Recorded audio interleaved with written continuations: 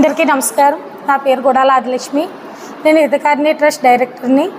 మీ అందరికీ ఈరోజు తెలియజేసింది ఏమనగా, ఈనాడు పేపర్లో వచ్చిన వార్త ఎంత అవాస్తవమన్నది మీకు తెలియజేయాలనుకుంటున్నాను.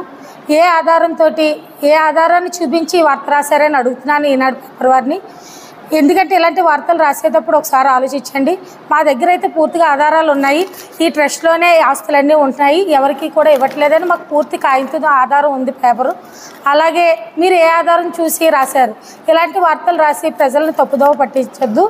ఎందుకంటే ఇలాంటి వార్తలు చదివి ఈ ఆస్తులన్నీ ఎక్కడికో వెళ్ళిపోతున్నాయి అనే అవాస్తవంతో ప్రజలు ఆలోచిస్తున్నారు. ఇలాంటివన్నీ ఎప్పుడు రిపీట్ అవ్వకూడదని మీకు మళ్ళీ తెలియజేసుకుంటున్నాను.